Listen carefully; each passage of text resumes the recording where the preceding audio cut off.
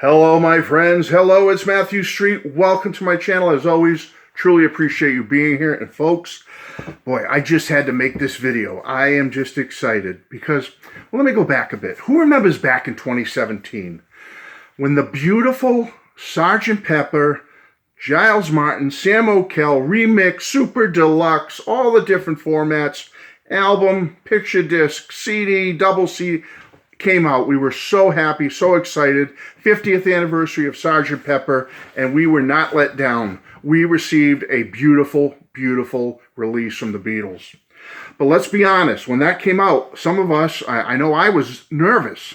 I was a little skeptical. I said, is this it? Maybe this is just a one-off. I mean, the package was so beautiful, lenticular cover, inserts, posters. I said, this could be just a one-off for the 50th of Sgt. Pepper. Doesn't guarantee we're going to get more. And many of us were nervous about that.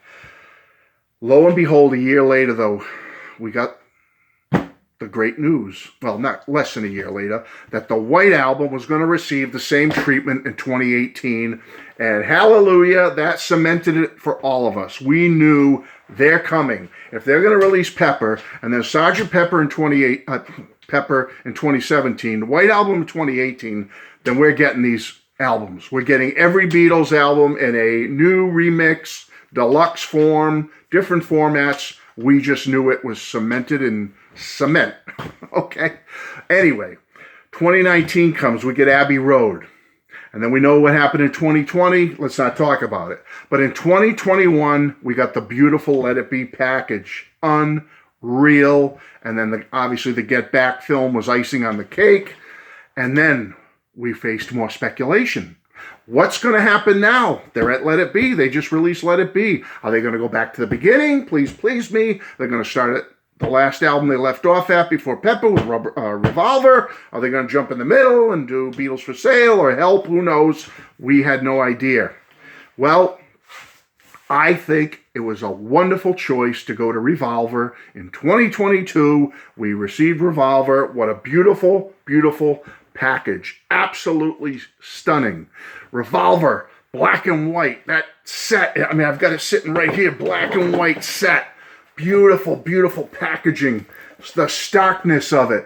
The black and white, electric, psychedelic, gritty, just raw and just diverse in what is contained in this package. Unbelievable. It came out in August of that year, the summer heat. It just reeks of that, summer and rocking out, and it's just a beautiful, beautiful package. Well, I think it's safe to say that in 2023, we're going to get Rubber Soul. That's my opinion. I could be wrong, but I'm going to go on a limb and say Rubber Soul is coming in 2023. And let's be honest, Giles even said in some interviews that he thinks Rubber Soul is the logical next step in the progression. So, I mean, that could change, but I'm going to go with it. Rubber Soul. And then you think about that beautiful packaging I just described with Revolver. Think of the possibilities with Rubber Soul. So many possibilities. You got the beautiful Robert Freeman image. Oh my goodness. Where Revolver reeks of more of that, electric, black and white, stark, diverse summer heat. Rubber Soul is the warmer tones, the earthiness, some acoustic, the autumn coolness of when it was released. You know what I'm saying? And I could just picture the whole packaging design of it, the box with the insert and the book.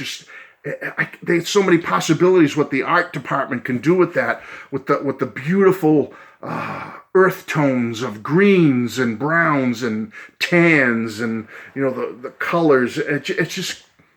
It could be beautiful if done right. It could be absolutely stunning. And I think the cover is going to reflect that, the vibe of the whole album. And I just think remix, Rubber Soul, I was blown away by Revolver. I was, okay? I know there's naysayers out there. That's them. This is me, Matt Street. I loved Revolver, and I told you about it in my several videos I made. But I think Rubber Soul is going to be right there with Revolver. I just have a feeling. I think it's going to be remixed beautifully, and it's going to be amazing, absolutely amazing. And I can't wait, folks. I cannot wait until this album comes out later this year. Remixed, deluxe packaging, different formats, a nice picture disc. Picture that on a picture disc. That's going to be cool. It's just going to be absolutely stunning. But then I started thinking further. Okay, so cool packaging, great remix on the album, the book with it, the images that can be put in there. It's just going to be beautiful. But then I started thinking about the bonus material. And give me your thoughts on this if I'm missing something. But I started thinking, okay, so we've got Day Tripper and We Can Work It Out. We know that they're going to be on there in some form. Maybe we'll get some type of new 7-inch vinyl, like we did in Revolver with Day Tripper and We Can Work It Out, like an EP with the mono and the stereo remix, new remix with the mono or something. There's like a We Can Work It Out. There's partial home demo of We Can Work It Out that we've heard on some fan club only albums. Maybe the whole thing is out there somewhere of the entire home demo of We Can Work It Out. I've heard different takes of Day Tripper, take one instrumental, alternative takes. There's so many possibilities with Day Tripper. You got one song I can think of that's kind of like the unreleased song, even though it was a Frankenstein version of an anthology, and that is 12 Bar Original. I would assume, boy, can you imagine that all mixed, remixed, and done right, and the full version and just cleaned up and everything? That would be absolutely amazing. I would think we're going to get that. You've got that whole thing on some of the fan club only albums of them in the studio for like 15 or 17 minutes, just chattering and talking in between takes of Think for Yourself. That could be interesting if it's edited correctly. Some great banter between the Beatles in the studio that you can hear. There's monitor mixes I've heard before. There's so many alternate takes, unfinished takes, numerous fan club only issues. I have a couple. I'll just show you one that I have. You got things like Soul Sessions. Look at all the stuff on there. I mean, I'm not saying they're going to put all that on a new set of Rubber Soul, but there's so many possibilities, folks. There's so much stuff on there. And then I started thinking they could also, if they really wanted to flesh it out, is how about taking one of the 66 live shows and cleaning it up and releasing that? They didn't do it on Revolver, but when you really think about it, the Beatles' final 66 World Tour was kind of, how bands call tours by their name now. That was kind of their Rubber Soul tour, if you really want to think about it. I mean, they performed, I know, Paperback Writer on that tour, but think about it. They did Nowhere Man, and they did If I Needed Someone on that tour as well. So to me, it's kind of like, the Rubber Soul Revolver tour. So they didn't do it for Revolver. So how about taking one of the concerts from that 66 tour and really making it shine and sound beautiful and putting that as bonus material? All right. And if you might be saying, wow, they're not going to put the whole concert on. Well, at least put on maybe like, Nowhere Man live, or If I Needed Someone live, maybe a couple of versions live or something. I mean, I just think there's so many possibilities with this. I just think that this Rubber Soul could be right up there with Revolver. Revolver was an A release for me all the way, and I really think Rubber Soul can be the same. And when you think about it, folks, how did they do it? Think about how hectic, how crazy it was for the Beatles in 1965 with their schedule.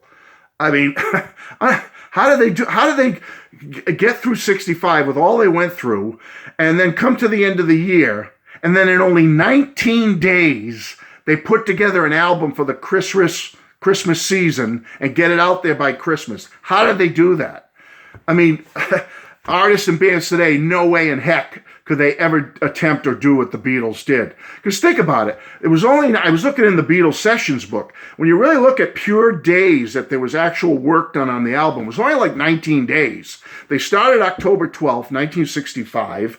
They finish up recording just like a little over a month later on November 15th, 1965. And when you look at the dates they were actually doing something with the album, it was only like 19. I mean, crazy. How did they create such a masterpiece in that short a span of time? It's unheard of how they did something like that. But anyway, folks, that's it. I just want to make a quick video and say I am excited about the possibilities. What are the possibilities? What is the potential with Rubber Soul? I think there's a lot of potential, and I can't wait for the end of this year when this album, remixed, super deluxe, multiple formats, ancillary products too, I'm there. I'm ready. That's it, folks. Thank you so much for watching. I hope you enjoyed this video. I just hope it got you pumped up a little bit for later this year when I believe Rubber Soul is coming out. And I am right here with you waiting. I can't wait. Let's talk about it. Love you all. Take care. Bye-bye.